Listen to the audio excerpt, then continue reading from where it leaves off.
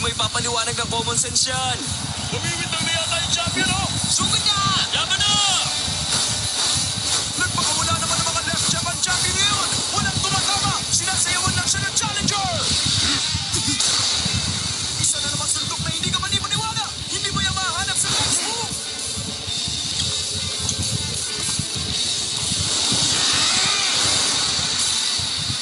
Muntik na! Malapit na! Ilagawag mo na yan!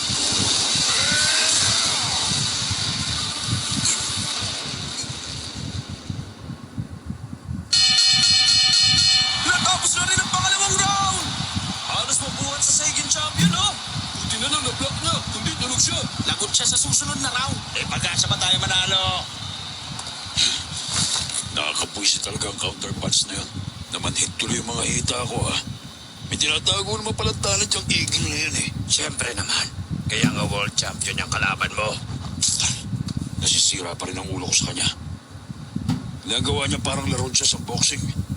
Kamawa ang ginagamit dito. Hindi ka mananalo sa laban kung paplanuhin mo pa lahat ng gagawin mo. Lalo na kapag ako ang kalaban mo.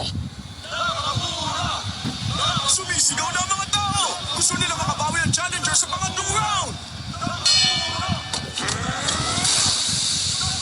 Muntik na! Konti na lang! Kung nagkataon, tumama na yun. Sige pa, taka muna!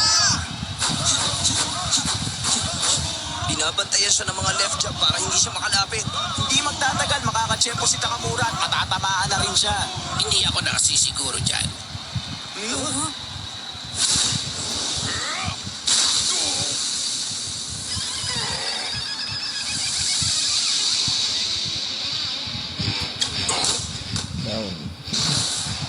Na-knockdown siya! Lagot kami. Mukhang pinaglalaroan lang pala kami ni David Eagle kanina. 1, 0, 3. Napabagsak na siya. Ang tindi ng offense na yun. Napatigil siya sa isang suntok lang. 4, 5, ng champion 6, 7.